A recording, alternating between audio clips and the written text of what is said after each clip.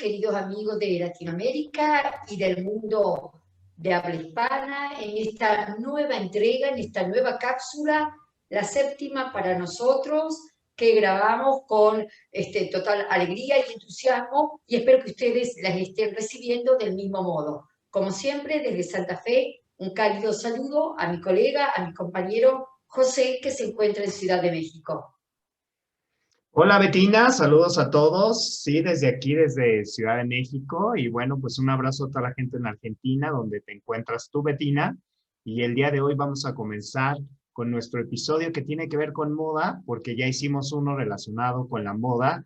Estuvimos visitando la vida de tres grandes italianos, Armani, Versace y Valentino. Y en esta ocasión nos vamos a Francia, que es justamente donde nace la moda.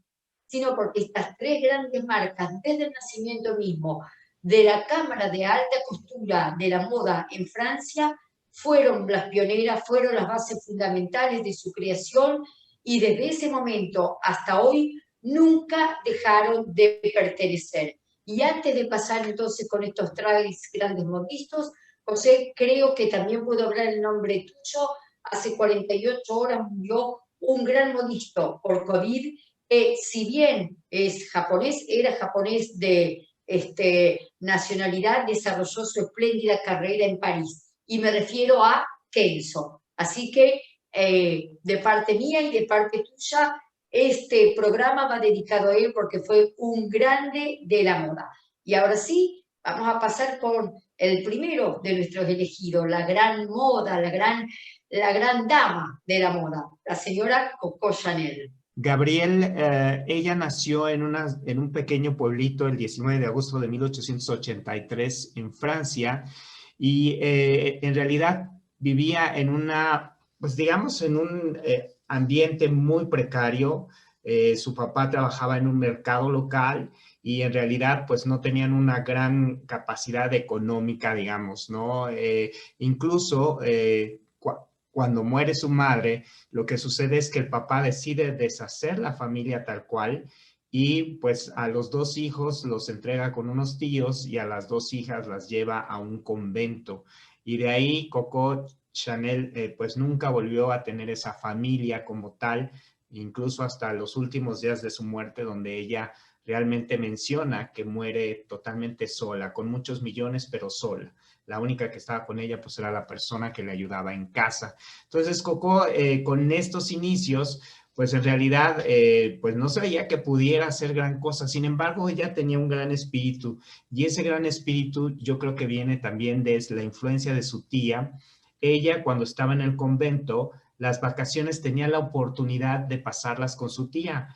Su tía le enseñaba a cómo coser, cómo enmendar ropa y era muy creativa y creo que esa parte siempre le encantó y yo creo que vincularlo con sus vacaciones es lo que le ayudó a ella muchísimo en poder desarrollarse después como una gran diseñadora muy propositiva.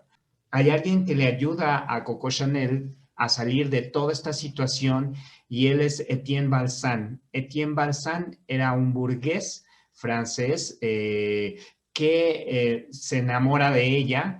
En realidad, él tenía ya un amante y Coco Chanel lo sabía. Sin embargo, ella no lo despreciaba y finalmente ella gana porque después de un año la amante anterior sale de la casa y entra Coco Chanel a vivir con él durante 6 años, Bettina. 6 años de su vida ella lo pasó con Etienne, quien además de darle una vida súper cómoda y de gran lujo, le dio el gusto por los caballos. Entonces ella podía ir a todas estas competencias de caballos, de polo, y ahí codearse con la alta sociedad francesa y empezar, yo me imagino, Bettina, a conocer un poco los gustos de ellos, ¿no crees? Tal cual, fue su gran amor, pero también su pasaporte al High Society de la París de esa época. Ayudó mucho en su carrera la presencia de Etienne.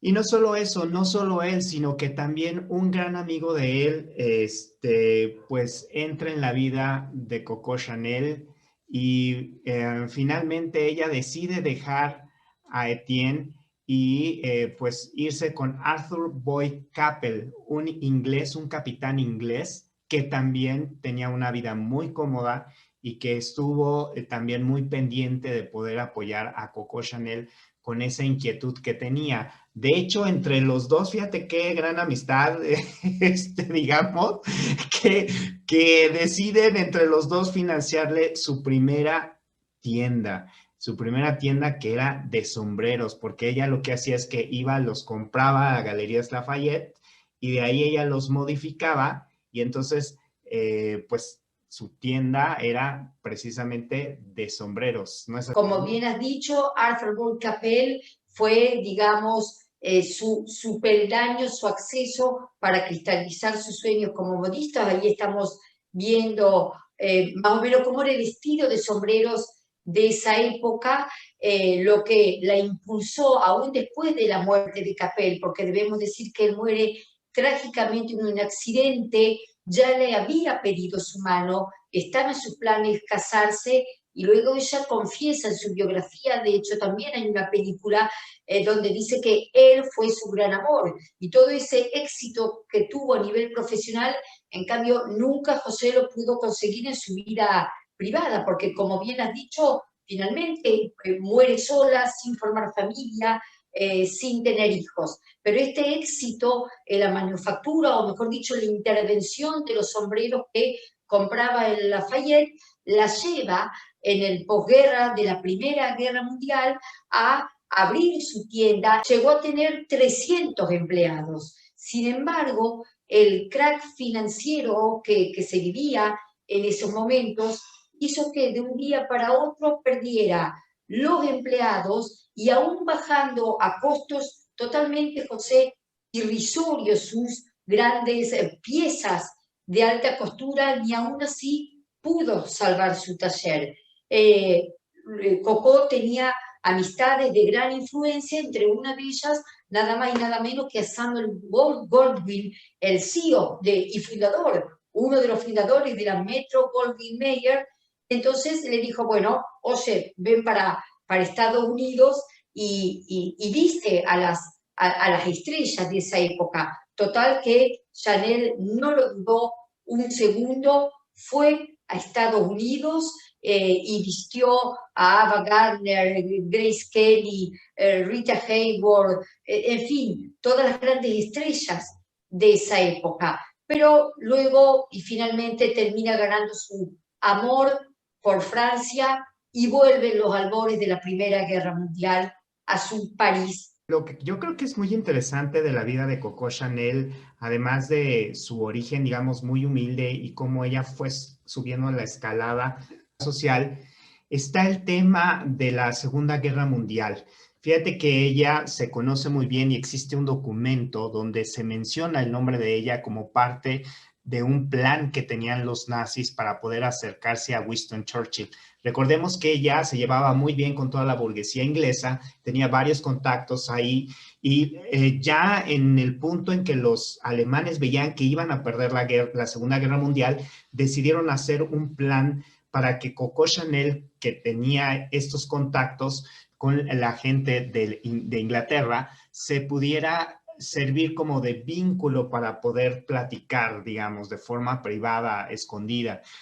Esto se dio a conocer, se supo, y a pesar de que el plan no se llevó a cabo, cuando termina la Segunda Guerra Mundial, a Coco Chanel, pues en realidad sí van y la policía francesa la detiene en ese bello, en el Ritz de París, que es donde ella vivía. Y como a las 2 horas, 3 horas la dejan ir. Todo mundo suponemos que es precisamente por esas grandes influencias que ella tenía ya con la sociedad, tanto francesa como inglesa, pero en realidad esto no se lo perdonó la gente de la calle, digamos, los compradores de Coco Chanel, y ella tiene que verse obligada al exilio en Suiza. Y es hasta 1954, ya con 70 y tantos años, 71 años tenía ella, que regresa a abrir su tienda en Francia, y bueno, de ahí ya Coco Chanel, y Chanel hoy es uno de los íconos de las marcas más queridas por Francia. Digamos que ese episodio de la guerra quedó en el olvido. Sin embargo, lo que no quedó en el olvido, como tú bien dices, Bettina, es esa vida un poco de muchos amores, porque también anduvo con un capitán alemán y bueno, con varias personas más, pero El digamos duque de que al final... Westminster, cuando vivía en Londres también, y siempre amantes de muy alto perfil socioeconómico y de poder y de influencia. Y a pesar de eso, al final, como lo comentábamos, muere con un emporio importantísimo, porque además en Estados Unidos causó furor la moda de Coco Chanel, se volvió una de las marcas más solicitadas por las americanas. Y bueno, finalmente el 1 de enero de 1971 fallece, pues, en su natal Francia.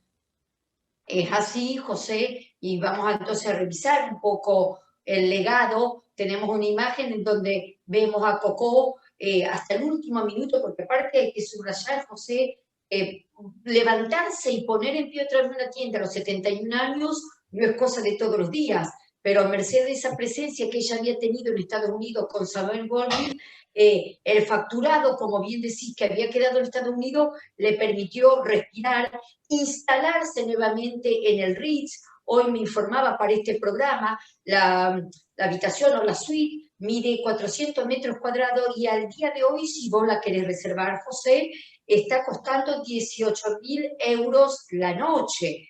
Pero ¡Wow! bueno, bellísima, es una exquisitez, me imagino lo que será dormir allí, ¿no?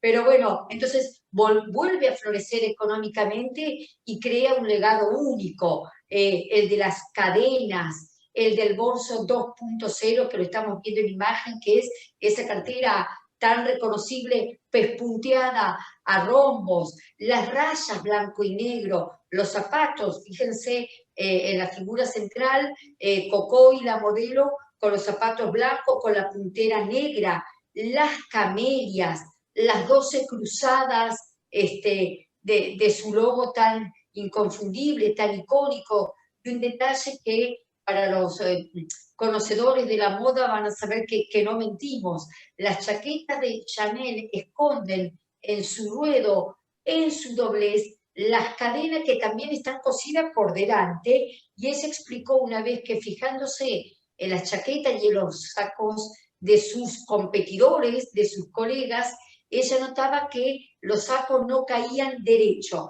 Entonces dijo, aquí hay que ponerle peso para que el ruedo, el doblez caiga bien derechito.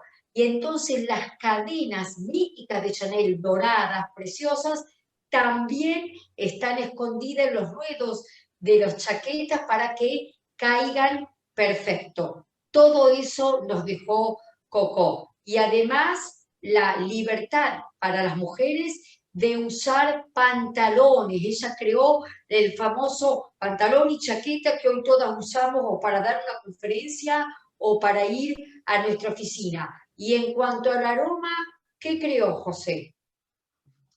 Bueno, pues en cuanto al aroma, ella creó su famosísimo Chanel 5. Bueno, aquí estamos viendo el Logo. logotipo de Chanel, padrísimo, precioso, dos doble Cs. Y aquí está el famosísimo Chanel 5. Y es que ella tenía algunas frases importantes, ¿no? Por ejemplo, una de ellas decía que el perfume anuncia la llegada de una mujer y alarga su marcha, ¿no? Con el aroma que queda cuando ella se aleja, sigues teniendo la presencia de la mujer. También ellas, aquí en México es muy famosa de no hay mujer fea, sino que no sabe arreglarse, ¿no? O sea, que todas las mujeres tienen un encanto y que se ven mal si no se arreglan. Y por otro decía, se triunfa con lo que se aprende, se triunfa con lo que se aprende.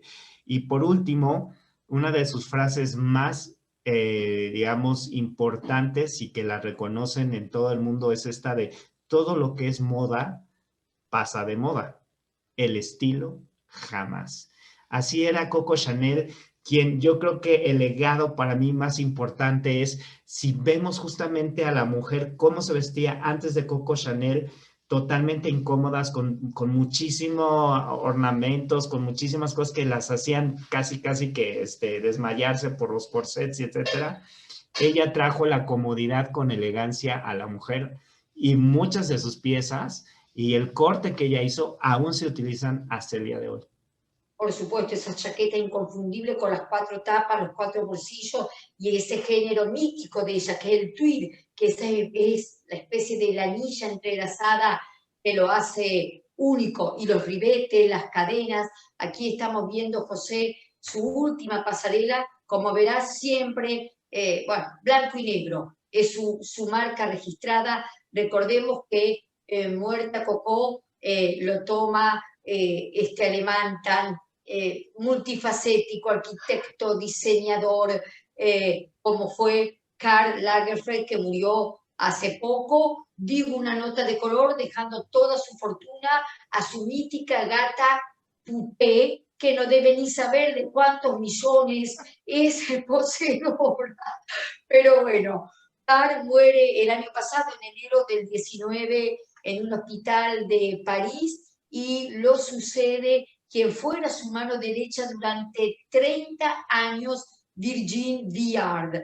Así que también una noticia genial, felices para las mujeres, ¿no? El saber que estamos también ocupando puestos que nunca antes había sido ocupado un puesto así de una dirección de una casa de moda tan famosa en manos de una mujer. Así que este es el último desfile, ya en manos de Virgin y muerto K. Pasamos entonces al segundo diseñador, a Monsieur Christian Dior.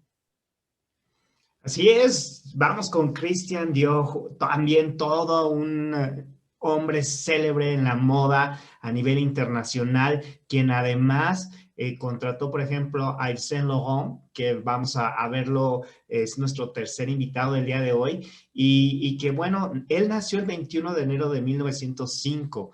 Christian Dior era hijo de una familia burguesa, es decir, él ya tenía sus propios, digamos, muy diferente, digamos, el estilo a Coco Chanel, que venía de una procedencia, digamos, más humilde. Él, al contrario, de hecho, tenían una casa muy linda, muy cerca de la playa, y muchos de los colores y mucho de la estética que él tenía, porque él también era un poco también entre arquitecto, etcétera, se ve reflejado en sus pasarelas, en las creaciones que él tenía. Él en realidad fue educado como diplomático. Él estudió en l'École des Sciences Politiques de París, pero en realidad pues su pasión siempre fue la parte de la moda. Incluso él fue respaldado por grandes personalidades de la industria textil, porque a diferencia de Coco, Christian Dior volvió a traer, digamos, el estilo femenino, con una cintura muy marcada y con mayor uso de la tela en las faldas, lo cual hizo que, bueno, obviamente se requiera más tela para hacer el vestido, lo cual favorecía a la industria textil.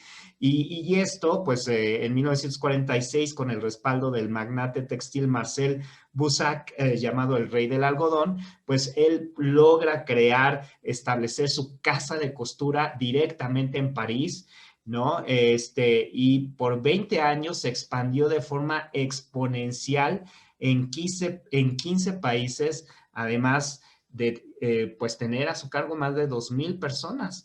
Especialmente es conocido por lo que se conoce como el New Look o el nuevo look, y esto se lo debe a una comentarista, una crítica norteamericana, que cuando llegan las creaciones de Christian Dior a Estados Unidos, las norteamericanas realmente mueren por este estilo, se apasionan muchísimo, empiezan a hacerlo súper demandado, y es justamente como les decíamos, esta propensión a marcar muy, muy fuertemente la cintura, hacer unas faldas que se van ampliando hacia abajo, y con unas, digamos que con unas corolas como si fueran flores Él como que se inspiraba en las flores para hacer las faldas y los hombros muy torneados. Este era el new look. ¿Qué más nos puedes platicar, Bettina, de este nuevo look de Christian Dior?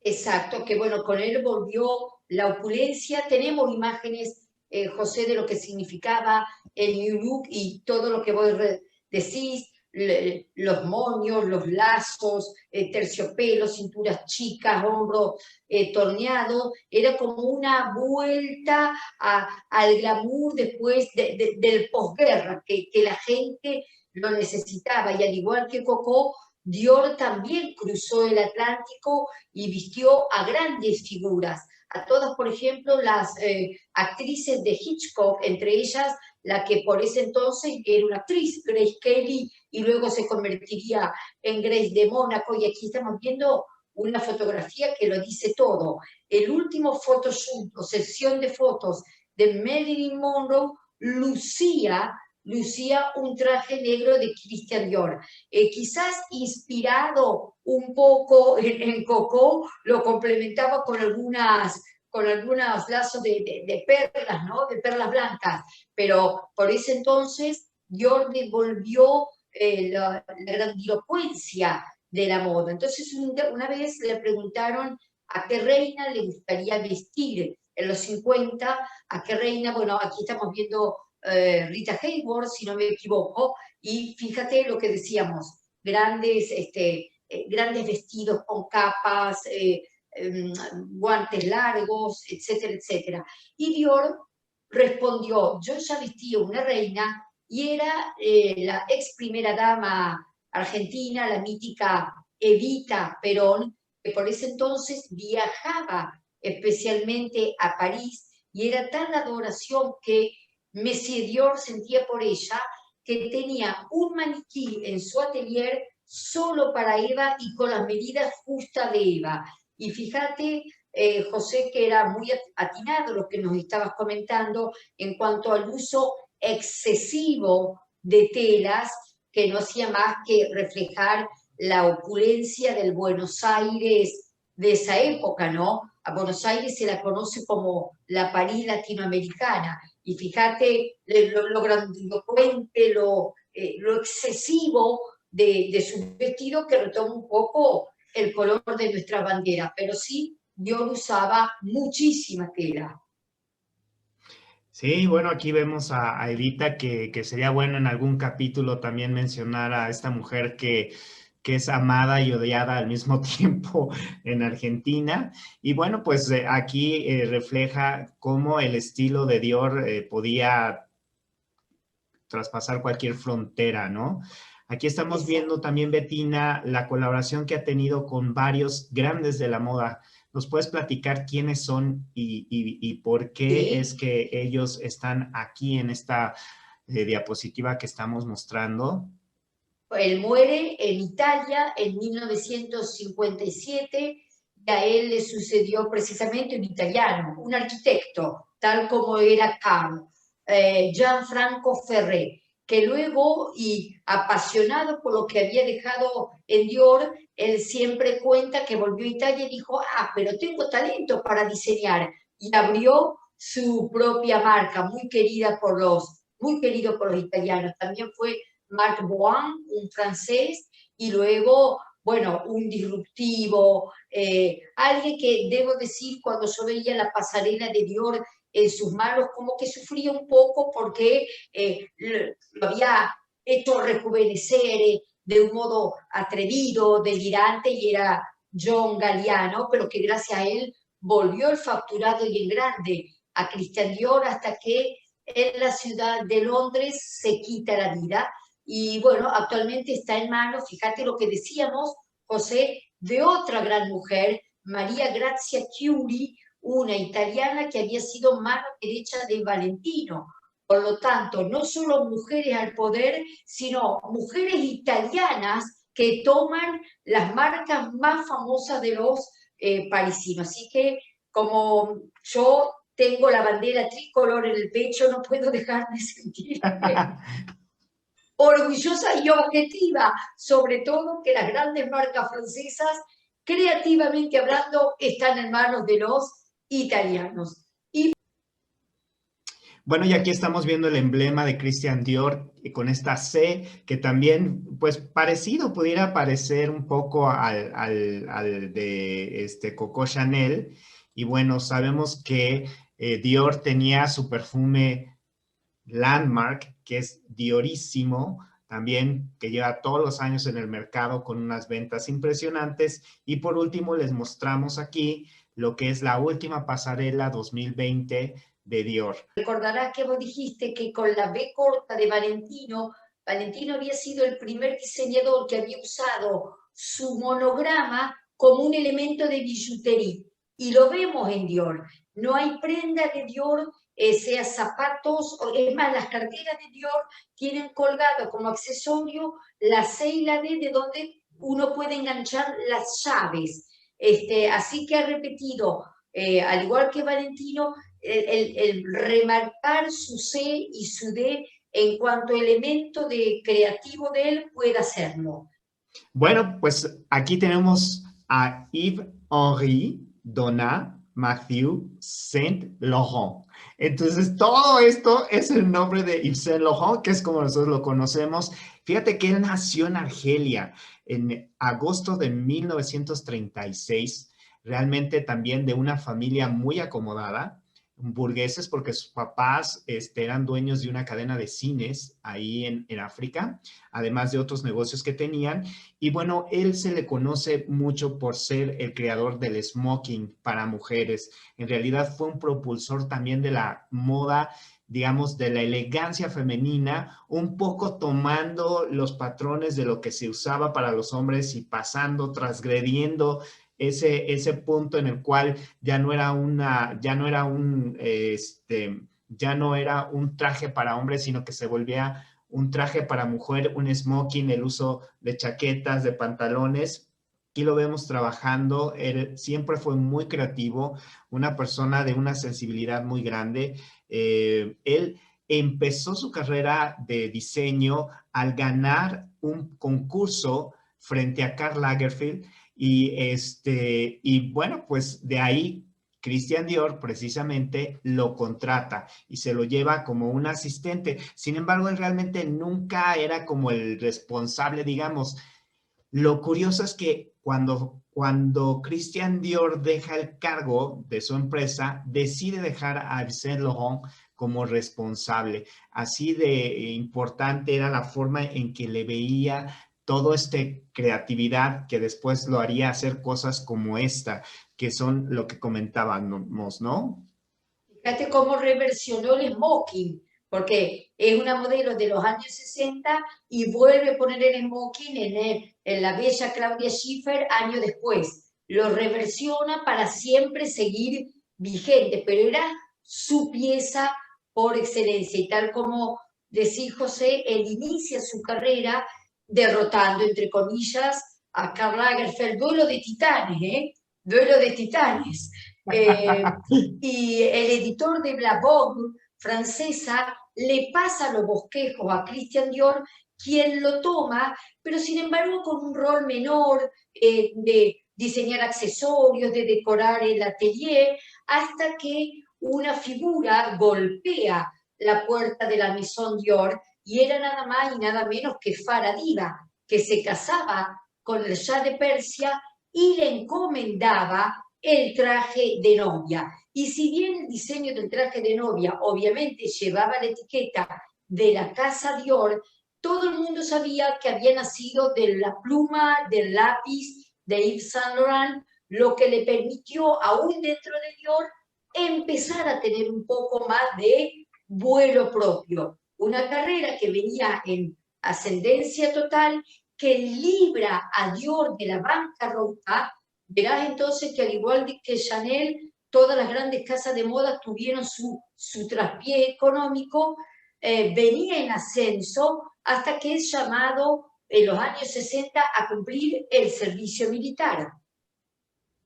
Sí, pero sin embargo, Yves Saint Laurent solamente dura 20 días en el ejército. La verdad es que sufre de humillaciones por su carácter siempre delicado, digamos, un poco suave, que lo caracterizó durante toda su vida, y esto provocó que tuviera que irse al hospital psiquiátrico. Yo creo que este carácter tan emotivo, tan sensible, pues realmente era lo que también le ayudaba a hacer estas creaciones, ¿no? Entonces él regresa en 1960, regresa a París, y ahí es cuando conoce a Pierre Bergé, y a través de esta alianza con este amigo de toda la vida, el pareja amigo que duraron ya toda la vida, creó su propia casa de costura, y la creó justo con la imagen del monograma que ya conocemos aquí de Yves Saint Laurent. Ese monograma todavía hoy lo tiene en sus carteras, en el packaging de sus perfumes, y fue hecho nada más y nada menos que por él, uno de los diseñadores gráficos más top del mundo, por supuesto ya fallecido, Cassandre, que es un hombre, era un hombre de fantasía, no se llamaba así, y es considerado en el mundo de la gráfica como el padre de la cartelería moderna.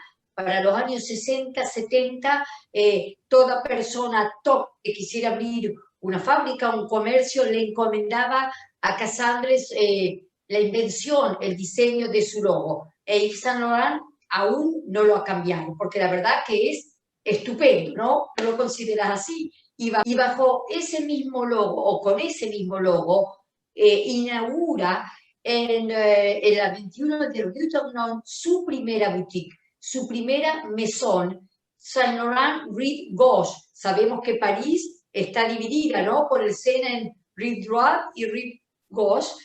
Aún la tiene, al igual que Chanel, como decíamos, en la Rue Cambon. Y fíjate qué buen detalle, y te felicito, José, para la producción de esta cápsula. Has recuperado la invitación original con la cual Yves había invitado a la prensa y a las personas de la High Society a esta inauguración. Esta gran creatividad de Yves Saint Laurent, él se tomó también un espacio en la parte de la que es de la cinematografía internacional. Entonces aquí estamos viendo a Sofía Loren, por ejemplo, y estamos viendo algunas de sus creaciones para películas o incluso producciones teatrales. Algunas son muy recientes, de los años 80, de los 90, y desde 1960 él viene colaborando para esta industria. Sin embargo, él tiene una musa especial que siempre le ha acompañado, y esa musa es Catherine Deneuve. En todas sus películas, en todas sus entregas, sea de Oscar, sea de otros festivales de cine, ella siempre le ha sido absolutamente fiel. De hecho, cuando ha muerto Yves, recuerdo la fotografía de su velatorio, de su entierro, de su acompañamiento hasta el cementerio, y estaba realmente devastada. Fue una persona que no vistió otra marca que no fuera la de él. Y como bien has dicho, José, muchas también americanas lo han hecho. Tenía gran éxito en Estados Unidos, sobre todo en la New York de los años 80, del dinero dulce. Era un frecuentador, un habitué de la mítica, entre los 70 y 80, espacio bailable Estudio 54, pero la gran presión que le imponía, por ejemplo, presentar 2 colecciones por año para seguir siendo un diseñador de alta costura, su carácter endeble, afeminado, tendiente a la depresión, hizo que para soportar todo ese ritmo de vida que llevaba, se hundiera en el alcohol, en las drogas. Venía triunfando mucho en New York hasta que presenta en los años 80, poco antes de morir, una colección donde cada modelo llevaba joyas valuadas en $100.000, y no se dio cuenta de lo inoportuno que había sido, porque Wall Street había estado en un crack financiero muy grande, por lo que ver en pasarela semejante demostración de lujo, de riqueza, no cayó bien a la sociedad neoyorquina, lo que hizo que se volviera aún más depresivo y dependiente de droga y alcohol, y muere finalmente en su París natal, dejando un legado único. Sí, como legado, a mí me gustaría repasar, por ejemplo, una colección que me encanta, que es la inspirada en Mondrian, esta colección que sacó en 1966 y que, bueno, todos los que nos gusta la pintura, los aficionados a la pintura, pues inmediatamente al ver inmediatamente vibramos con estos colores tan puros de Mondrian. Creo que es realmente genial lo que hacía, porque así como hacía esta cosa de a la mujer darle un smoking, también la podía hacer una pieza de arte con sus vestidos, ¿no? Entonces, genial Yves Saint Laurent. Aquí lo vemos, como tú bien dices, pues ya en sus últimos años, siempre muy arreglado, siempre muy correcto. Es uno de los diseñadores que siempre subía a pasarela perfectamente vestido. Hay algunos que no, tal vez a veces hasta contrastan, ¿no? Las modelos están impecables y el diseñador viene un poco como rebelde a su propia creación. Sin embargo, él siempre fue como muy, muy, muy correcto en este sentido. Decir por último que él fue el creador de la línea trapecio, es decir, las hombreras casi de robot que nos hacían las espaldas, los hombros bien derechitos y bajaba una cintura fina. Fíjate que hasta lo último estuvo con el Catherine Deneuve y si no me equivoco, a su izquierda o a su derecha, bueno, es Carla Bruni, una mítica modelo italiana que después pasó a ser la primera dama de París la primera sí dama de Francia cuando se casó con Nicolás Sarkozy. Y fíjate que aún hasta el último de sus desfiles, ambas, Carla y Catherine, llevan el smoking. Fue siempre su flagship, su landmark. Exacto, exacto. Y bueno, pues también como landmark, Yves Saint Laurent tiene su loción, su perfume. En este caso estamos viendo Opium, que sigue siendo un romper récords en ventas en todas partes del mundo. Y por último, les vamos a presentar, como lo hicimos con los otros diseñadores, su última pasarela de este año, del 2020, para que veamos un poco este tema. Y aquí me recuerda algo muy importante, Bettina, y es que estas modelos tienen diferentes, digamos, tonalidades de piel. ¿Y esto a qué nos lleva? Algo muy interesante que es algo que nos vas a comentar, Bettina. Que fue el primero en admitir modelos de color no caucásicas.